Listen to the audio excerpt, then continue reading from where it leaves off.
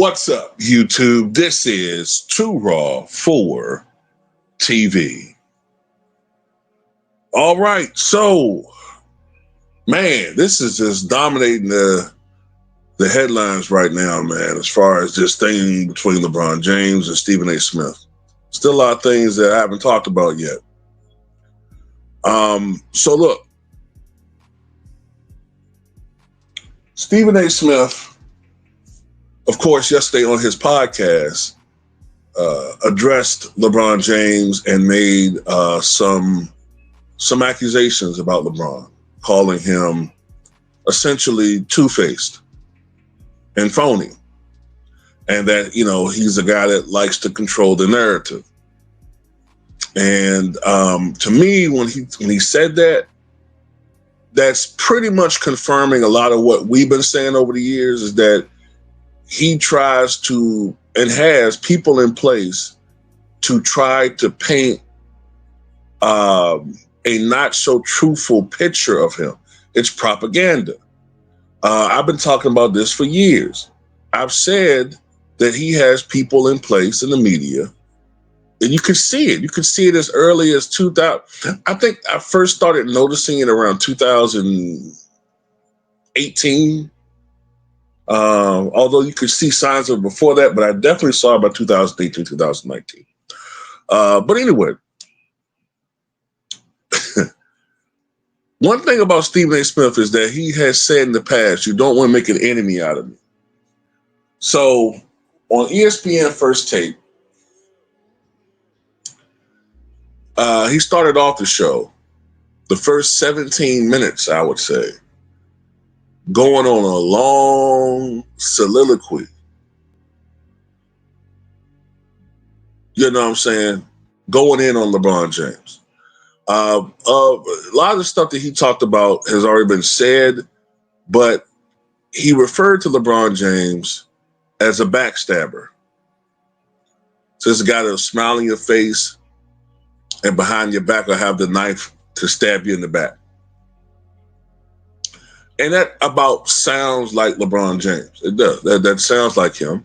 And then he had another segment where he included Brian Windhorst, who, of course, LeBron James basically said that this guy thinks he's a friend of mine. He's not really a friend of mine.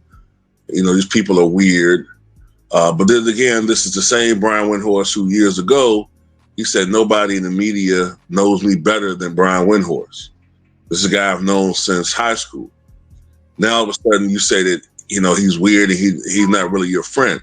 Sounds a lot like Varnell Hill from Mark, you know what I'm saying?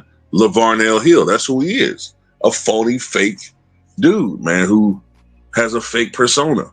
LaVarnell Hill. Maybe we need to start calling him LaVarnell Hill. Did you miss me? He's going in on it, man. Kendrick Perkins, of course, talked about the time LeBron James blocked him for, and I can't remember what the hell he blocked him for. It might have been, was it because, I'm trying to remember, was it because Kendrick Perkins questioned why so much attention was being given to Bronny in the draft? I think it might have been that. I don't remember. LeBron James is such a thin-skinned clown that, you know, you just never really know exactly what could trigger him. And then, of course, they talked about, at least they, you know, they didn't quite say it, you know what I'm saying? But they pretty much called out LeBron James for being, you know what I'm saying, a phony when it comes to being a so-called black activist.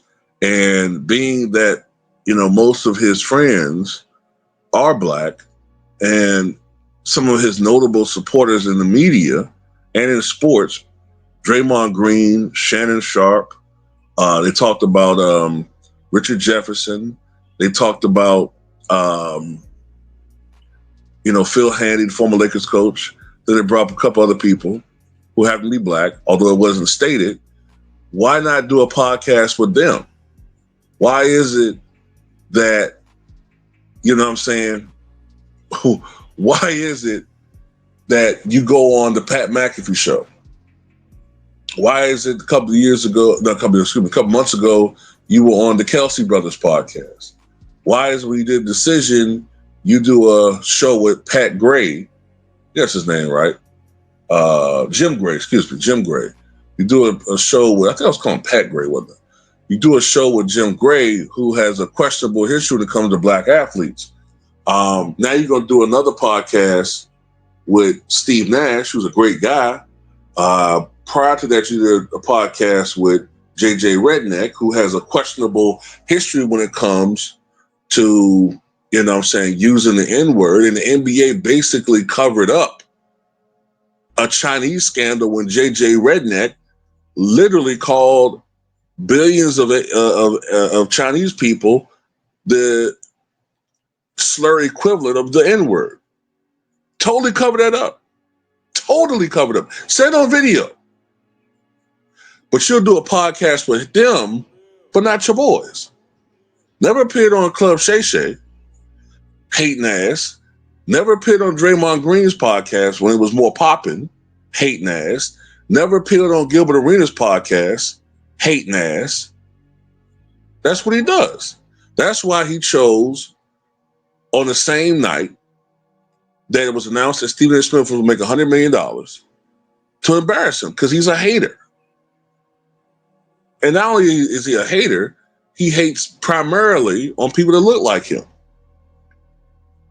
And Stephen A. Smith brought up the fact that you didn't go to Kobe Bryant's memorial, and it's been put out there now by Dwight Howard that you didn't even give a shit when the tragedy happened. You only did that for cameras.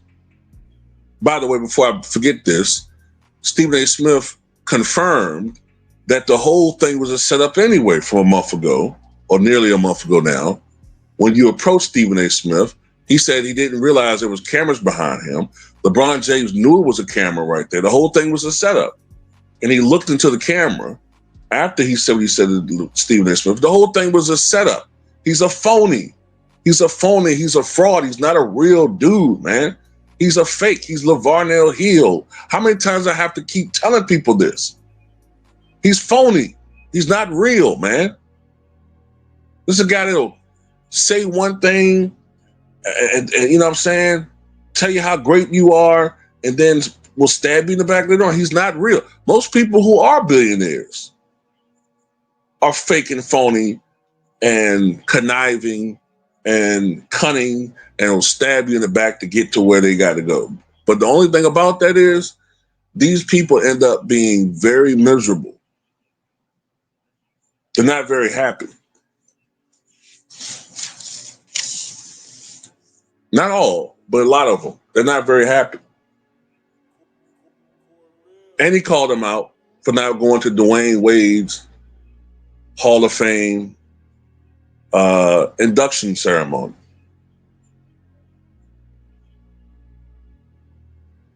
Now, all these things I talked about, right? That I said Stephen A. Smith and these other guys said. Don't these things sound very familiar? Don't these things sound like the very same things that we've been talking about here the last several years on YouTube? Little old YouTube. But because we're little old YouTubers, we don't know what we're talking about. But here you got these big dogs regurgitating the exact same things we've been saying for years about that clown. So that confirms two things to me. Number one, they listen to our channels. And number two, they confirm that everything we've been saying has been 100% or nearly 100% accurate. And I will repeat something else I said. LeBron James is playing a very dangerous game, beefing with the fourth estate. It's all shits and giggles right now. But I said this before in my last video.